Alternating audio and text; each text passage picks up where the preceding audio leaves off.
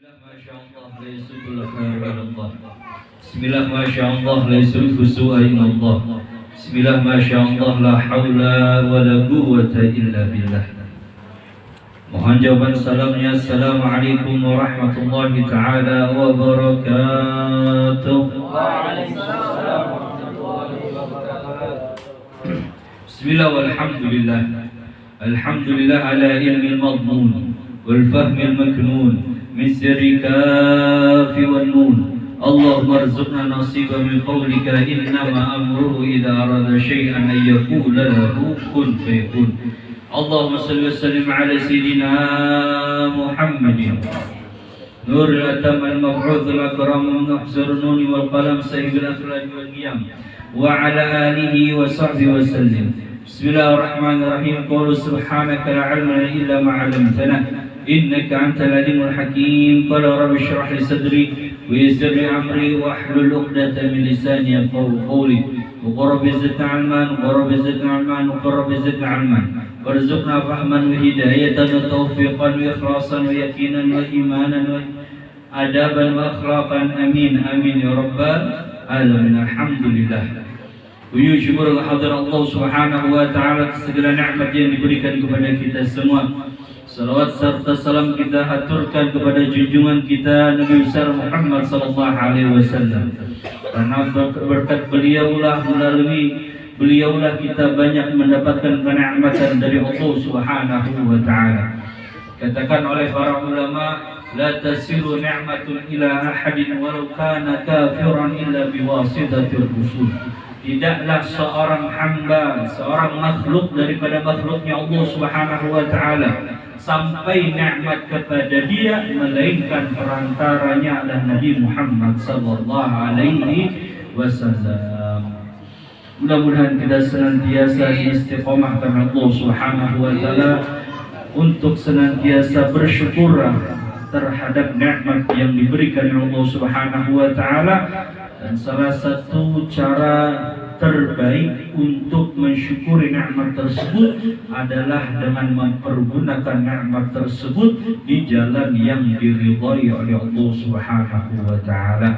Mudah-mudahan kita berikan panjang umur oleh Allah Subhanahu wa taala, sehat al-afiyah demi untuk taat kepada Allah Subhanahu wa taala. Amin amin ya rabbal alamin.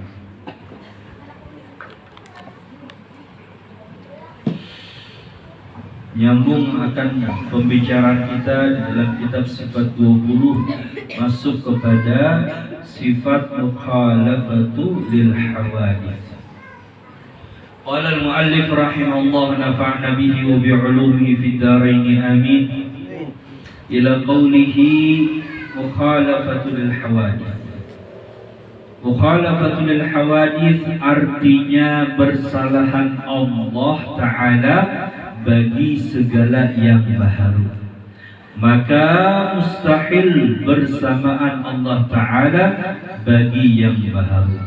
Dalilnya firman Allah Ta'ala, laisa kamitslihi syai'un, artinya tiada seumpama sesuatu. Maka patut bagi mukmin mu'taqid bahwa ia banyak memberi tasbih pada Allah Ta'ala jua adanya.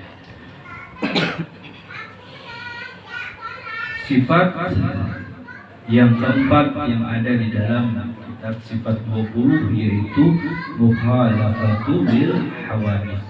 Setelah sebelumnya kita membahas tentang sifat Allah Subhanahu wa taala yaitu wujud.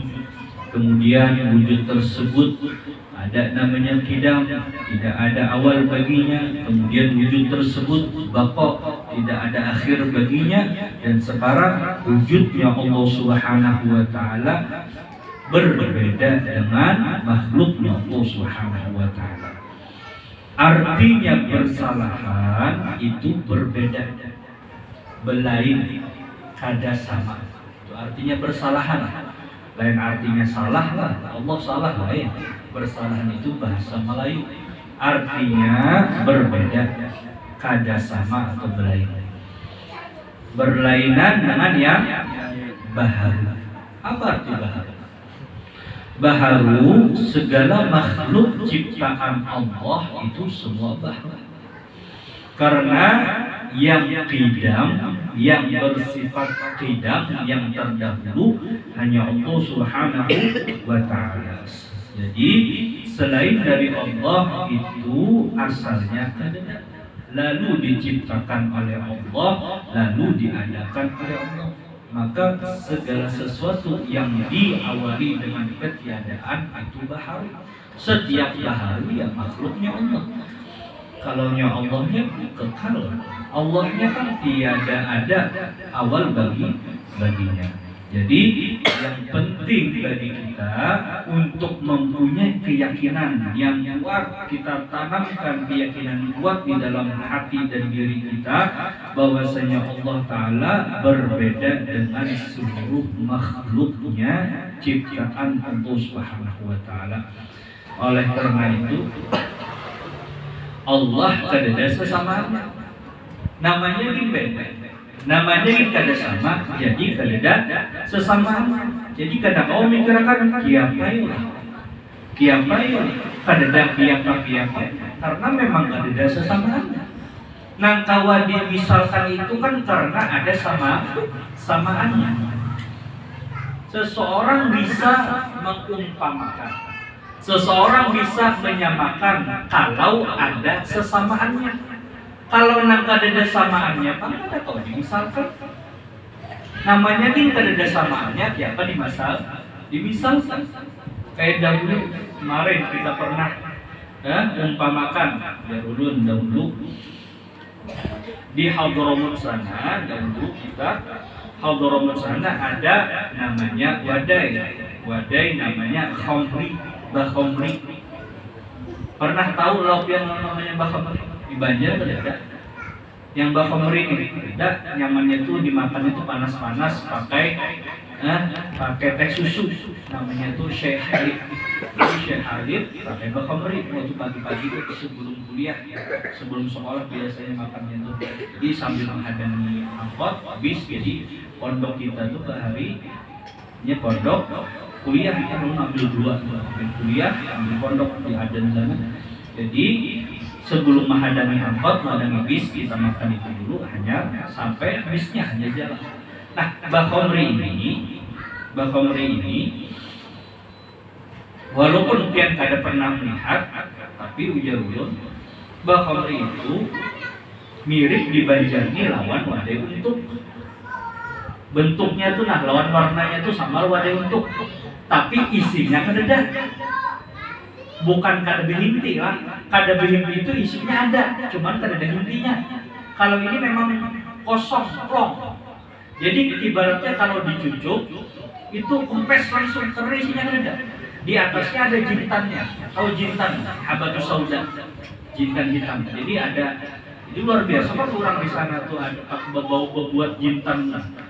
Nah, ketika ulun katakan Bakhomri yang awalnya pian kada pernah melihat, tapi ulun disalahkan kayak untuk kira-kira terpikir kawalah di dalam pikiran kita kawalah membayangkan kenapa ada sesamaannya di Banyuwangi kita ini ada sesamaannya namanya wadai untuk kawa yang memikirkan Bakhomri walaupun belum Hadramut dan kita berziarah amin rombongan kita ya, majelis taklim al-Junaid.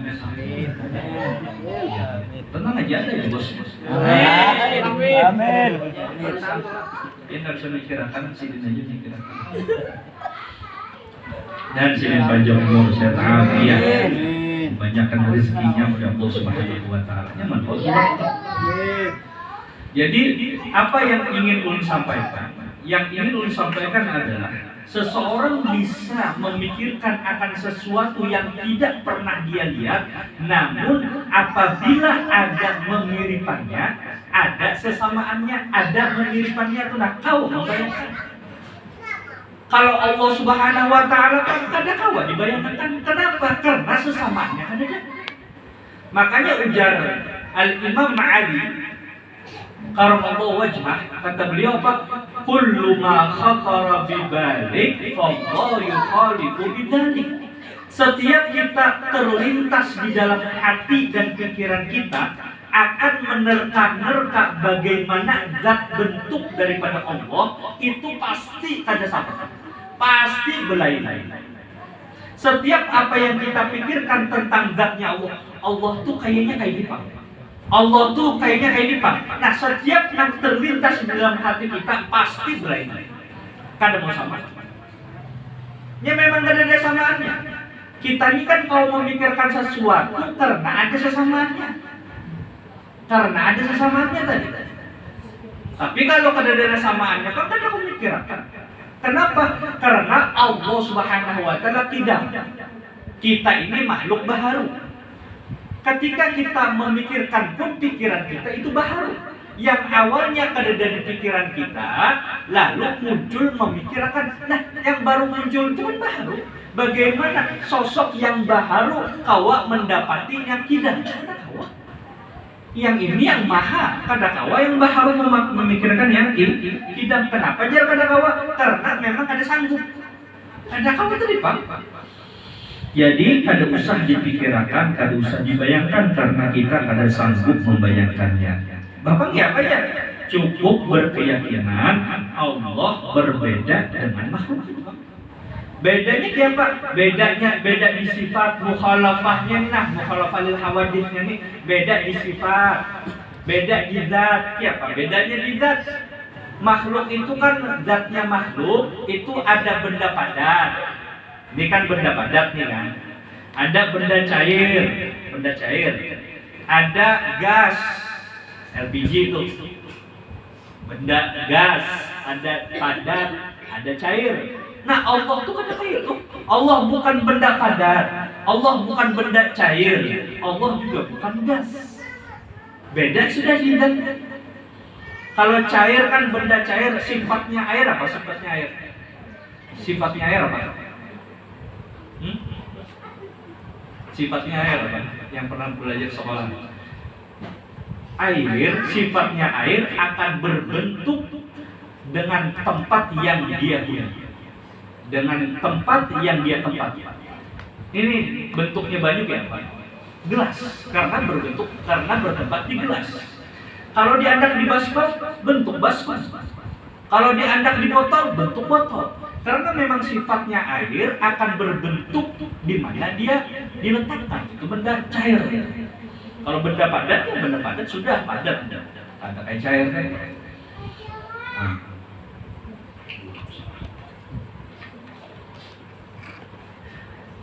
Beda di zatnya, makhluk di zatnya sudah beda loh Allah Subhanahu wa Ta'ala. Di sifatnya makhluk apa? Sifatnya makhluk itu kan banyak, berbeda. Kalau makhluk itu bertempat, tandanya makhluk itu bertempat. Sekarang kita berada di dalam rumah, kita bertempat di dalam rumah. Sifatnya makhluk pulang, dia berwaktu. Kita ini kan waktu berapa? Hadirnya kita misalnya dari tahun 1990 sampai 2020 misalnya, apa 2022 dan panjang umur sehat afiat. Pakai waktu kita, jangka waktu kita punya, kita pun bertempat. Tempatnya di mana? Di Banjar. Letaknya di mana? Ratu Jaleha. Lebih tepatnya lagi sekarang berada di majelis. Ya kan? Jadi kita sifatnya makhluk bertempat, sifatnya makhluk berwaktu. Allah kan di tempat. Di mana Allahnya? Allah kan bertempat di arasy. Allah kan masuk ke arasy karena arasy tempat. Waktu, Allah kan waktu. Karena Allah Subhanahu wa Ta'ala ada sebelum waktu diciptakan dan sebelum tempat diciptakan. Sekarang kalau tempat dahulu Tuhan, waktu dahulu Tuhan. Kalau sebelum tempat dan waktu Bang di mana Tuhan? Ada. Di mana Tuhan? Makanya Allah Subhanahu wa Ta'ala berbeda, tidak mengambil kepada tempat dan tidak mengambil kepada waktu. Sifat nang makhluk pulang nih nang baharu nih, sifatnya berubah-ubah. Kita ini kan berubah-ubah. Dari awal bayi lahir halus, begono sampai gono. Dari remaja, dewasa, tua berubah nih. Ini kan kita ini beratan. Kadang-kadang bayi belawasan, kadang-kadang anung belawasan, kadang-kadang tuha belawasan. berubah-ubah tadi kan tahun ini beramak ikan aja. Nah, pas buahnya ini menunjuk. Artinya sehat kayak itu. Berubah. Kalau Allah kan Allah kan berubah. Sifatnya Allah itu kadang berubah. Nang berubah itu makhluk. Pokoknya kaidahnya setiap yang baharu tagayyur berubah. Pokoknya kalau ada yang mengaku Tuhan tapi berubah-ubah parah. Lain Tuhan. Kalau sifat Tuhan kan berubah-ubah. Kena kurus, kena lemah, kena anum, kena tua, kena putih, kena hirang itu makhluk. Bertempat berwaktu itu makhluk. Kalau ada mengaku Tuhan, aku Tuhan ya. Pakai waktu, pakai tempat, berubah-berubah. Dahulunya hilang rambut, udah ini putih. Parah itu mengaku Tuhan kalau berubah-ubah. Lainnya Tuhannya yang berilah, jangan lain. Tuhan lain ya, pakai saja kada dikenal lagi. Malam itu kan pindah dua lagi aku jarang berubah aja. Masa Tuhan bisa berubah-berubah? Nah, jadi yang namanya berubah-ubah itu makhluk. Yang namanya makhluk itu baharu. Khulasahnya, singkatnya, kita berkeyakinan Allah Subhanahu wa Ta'ala itu berbeda dengan semua makhluknya. Ada awal dibayangkan, ada awal dipikirkan. Jadi tidak bisa dibayangkan. Zatnya Allah itu tidak bisa dipikirkan. Makanya dikatakan tafakkur fi khalqillah la tafakkur fi dzatillah. Berpikir itu tentang ciptaan Tuhan aja, jangan pikirkan Tuhannya. Maksud Tuhannya itu zatnya Allah tuh. Allah itu bertangan di apa tangannya. Allah itu kepala-kepalanya kayak apa aja. Kalau berkepala ada jenggotnya aja. Kalau berjenggot ada rajainya panjang. Jadi nang suruh kita tafakkur itu akan ciptaan Allah. Makanya kan ada bahasa tadaburnya, tadabur alam. Segenap negara tadabur alam. Kita memikirkan alam, melihat kepada keelokan ciptaan Tuhan agar mengingatkan kita kepada Allah. Ya kan kayak itu.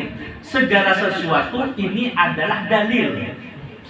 Dalil apa arti dalil? Nang menunjukkan. Menunjukkan akan siapa? Menunjukkan akan Allah Subhanahu wa Ta'ala. Jadi segala sesuatu ciptaan Allah nang di bumi, ciptaan Allah nang di langit, menunjukkan akan kesempurnaan Allah Subhanahu wa Ta'ala. Jadi itu kan kesempurnaan Allah Subhanahu wa Ta'ala. Jadi semua makhluk yang ada di langit dan bumi adalah bukti kesempurnaan Allah Subhanahu wa Ta'ala. Jadi jangan sampai kita kayak orang jahil yang berkeyakinan Allah itu seperti dia. Orang jahil itu nggak ada pernah belajar, orang awam. Tapi awam-awamnya orang, tapi ini jahil. Namanya gitu jahil. Jadi orang jahil itu keyakinannya seperti ini, kata Imam Ghazali. Orang jahil itu inya menerka, memikirkan Tuhan tuh kayaknya Tuhan tuh kayak apa? Kayak aku dipanggil, cuman lebih harap. Bedanya tuh Tuhan tuh kayak aku, cuman lebih harap.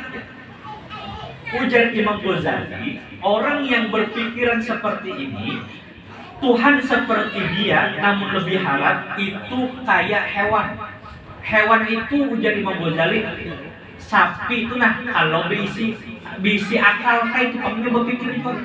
Ujar sapi Tuhan tuh kayak apa? Kayak aku nih Pak. Coba tahan. Nah itu pikiran orang jahil. Jadi kalau hewan itulah hewan tuh nah bisi pikiran, bisi akal, pastinya berkeyakinan Tuhan itu kayaknya. Cuman lebih harap versi lebih baiknya tuh. Versi lebih baiknya. Jadi kalau lalat misalnya, ujar lalat bertakun. Tuhan itu kayak apa ya?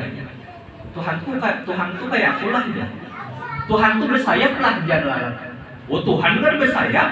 Kasihannya Tuhan jangan bersayap. Aku aja bersayap ya. Kasihan Tuhan jangan bersayap. Dia mikirkan ke Inya. Inya merasa ciptaannya dipandang paling sempurna. Nah kayak orang jahil tadi, Tuhan tuh kayak apa ya? Kayak aku dipanggil. Cuman lebih harap. Nah itu kan salah.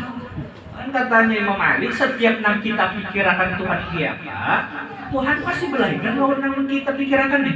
Kullu ma khatara bibalik, setiap yang terpikir dalam hati dan pikiran, Allah maka Allah yukhalifu dzalik, akan berbeda dengan segala yang kita pikirkan. Maka bagi kita yang penting harus punya keyakinan bahwa Allah Ta'ala itu bukan manusia lain. Dalilnya apa? Laisa kamitslihi syai'un. Tidak ada yang seumpama dengan Allah Subhanahu wa Ta'ala. Nah, kemudian apa amalannya? Maka amalan bagi mukmin mu'taqid yaitu memperbanyak bacaan tasbih. Apa gerak maksudnya banyak dibaca tasbih? Tasbih itu yang dimaksud adalah yang pertama tasbih itu kan subhanallah. Subhanallah itu artinya maha suci Allah.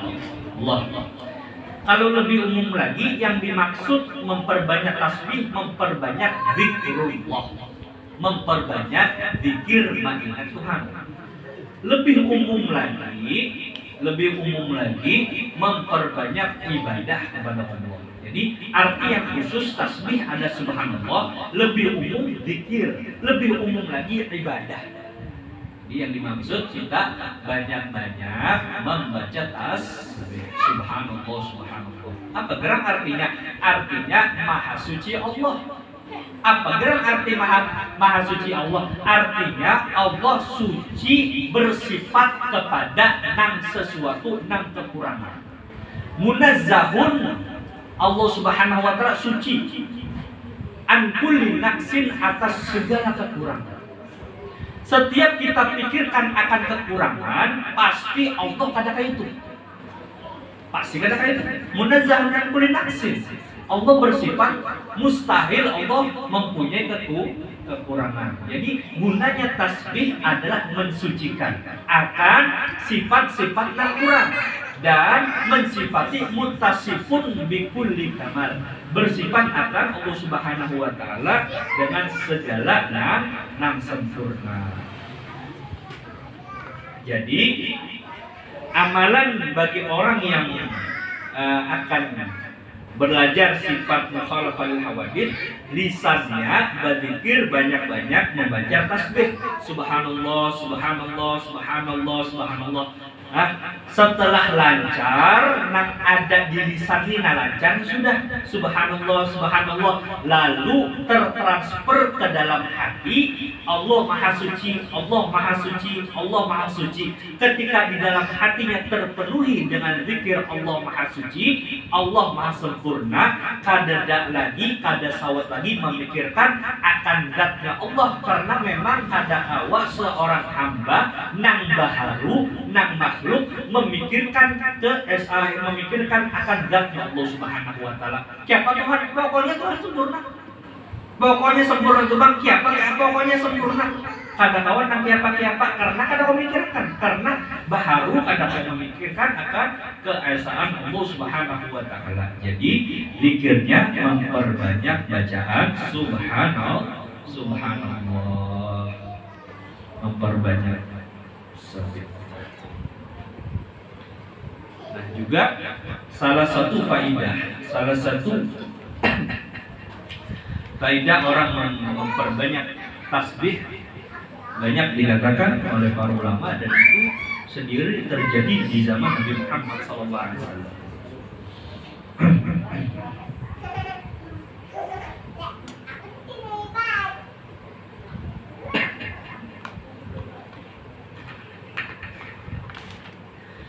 Di zaman Nabi Muhammad SAW, ada seorang yang datang kepada Nabi Muhammad SAW.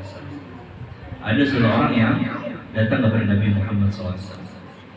Seorang lagi datang kepada Nabi Muhammad mengadukan akan sesuatu. Jadi zaman Nabi Muhammad dan sahabat itu, kalau ada napa-napa nang kurang atau yang mereka pikirkan, itu pasti kembalinya kepada Nabi Muhammad SAW dalam perkara apapun, terlebih lagi dalam urusan agama. Diceritakan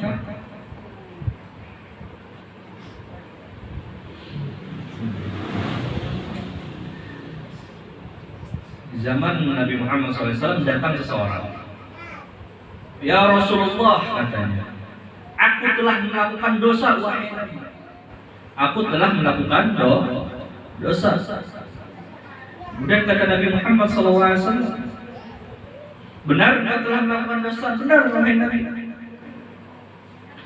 Kemudian orang tadi ingin meminta kafarah, penebusan akan dosa. Ini orang bahari kayak itu sifatnya. Kalau berdosa rasanya itu ada yang mana? Hah? Kalau orang mukmin, kalau inya berdosa rasanya itu ada yang mana? Ujar Imam Abdullah bin Al-Haddad di dalam kitab Nasahid Diniyah. Ujar Imam Abdullah bin Al-Haddad, seorang mukmin itu ketika melakukan maksiat atau dosa, dia menganggap dosanya itu seperti batu yang besar, yang kapanpun akan mengintai kepada dirinya. Kapanpun akan mengintai dirinya. Jadi takutan mana dosa ini, seakan-akan sudah berbentuk batu yang besar, kapanpun bisa dijatuhkan oleh Allah Subhanahu Wa Taala. Sedangkan ujar Imam Haddad, orang yang munafik ketika melakukan dosa itu kayak lalat yang hinggap di hidungnya. Jadi langsung diusirnya, ya kayak itu. Orang mukmin ketika melakukan dosa merasa dosanya itu besar benar. Tapi kalau orang munafik setelah melakukan dosa biasa. Kenapa? Karena menurutnya udah biasa aja, itu adat sudah, kebiasaan. Orang mukmin bahari. Kalau habis melakukan dosa itu ada karuan hidupnya, gelisah, risau. Ini kadang malam memaksiat, paginya santai ya, ini akhlak ketawa biasa, itu dosa maksiat biasa. Alhamdulillah min dzalik. Kerisauan seseorang akan dosa yang dia lakukan menunjukkan akan keimanan seseorang. Semakin gelisah dia setelah melakukan dosa, maka menunjukkan indikasi akan iman yang kuat di dalam hatinya. Namun kalau hatinya rela, hatinya biasa-biasa aja dengan maksiat yang telah dilakukan, menunjukkan akan lemahnya keimanan seseorang. Mudah-mudahan iman kita dibuat oleh Allah Subhanahu wa Ta'ala. Iman kita dibuat oleh Allah Subhanahu wa Ta'ala. Jadi diceritakan kata Nabi Muhammad SAW, "Dzambuka 'azam amis sama." Ikam ini nah batu bisi dosa. Dosa ikam bodoh jadi kami tadi. Sebesar apa sih dosa? Dzambuka 'azam amis sama. Dosa ikam itu lawan langit banyakan mana? Gonolan mana? Kata sahabat tadi, "Dzambi 'azam." Dosa ulun lebih besar wahai Nabi. Faqala dzambuka 'azam amil kursi. Kata Nabi Muhammad, dosamu lebih besar apa dosamu atau kursi yang lebih besar? Bukan kursi meja lah, kursinya Allah Subhanahu wa Ta'ala. Maksud kursi Allah ini bukan Allah berada di kursi pulang. Ayat kursi itu di langit sana ada kursi namanya. Itu makhluk Allah yang besar. Dosamu apa kursi yang lebih besar? Dosamu wahai Rasulullah lebih besar. Kemudian kata Nabi Muhammad, sekarang dosamu atau arsy yang lebih besar? Dosamu lebih besar dari arsy, ya Allah. Nih, bagaimana seseorang menganggap dosa yang ia lakukan itu lebih besar daripada apa? Maka terakhir kata Nabi Muhammad, "Dzambuka 'azam amillah."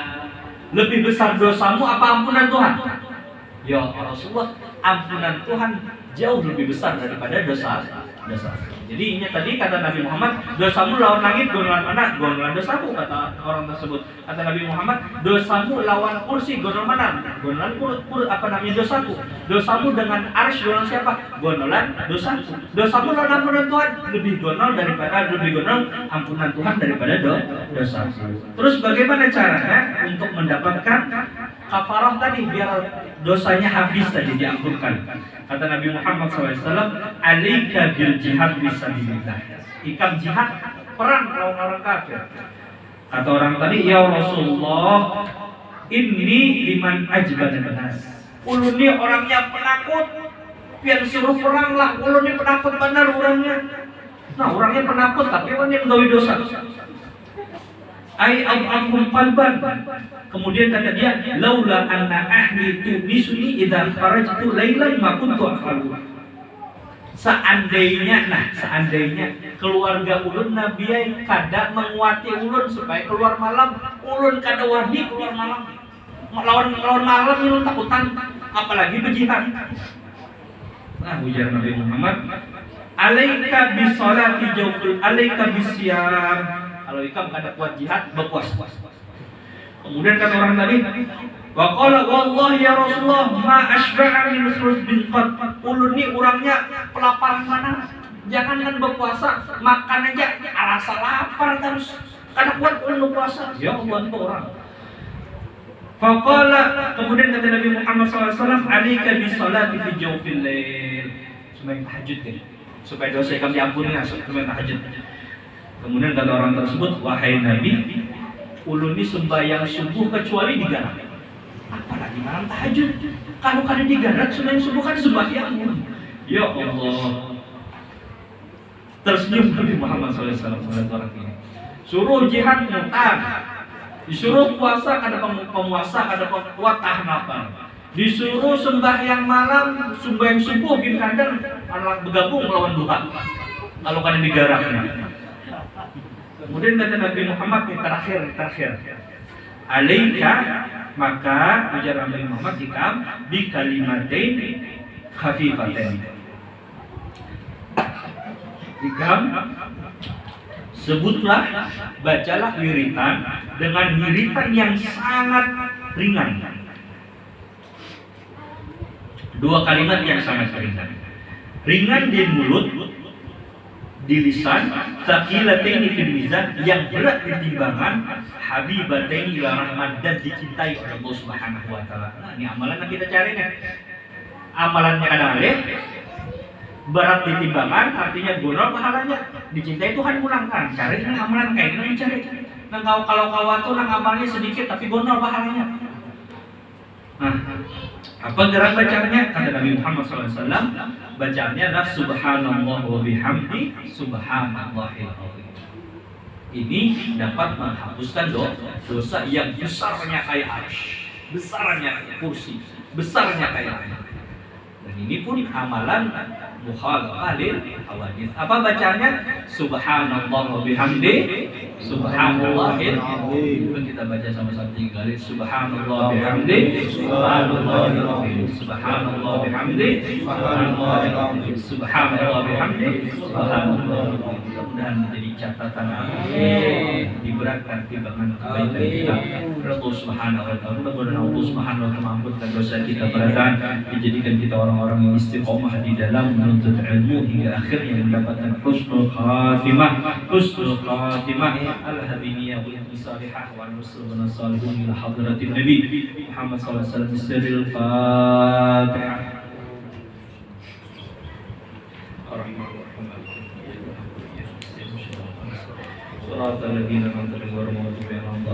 Amin. اللهم اجعلنا هذا الجنة مرحومة بركة برموسوم ولطيف فينا على شيء مرحومة. اللهم نعوذ بك من ينفع قلبنا الشعب وفعل اسماء استجب له. اللهم ارزقنا من لدنا من الشر سبحانه وهبني. وصلى الله على سيدنا محمد وعلى اله وصحبه وسلم والحمد لله رب العالمين.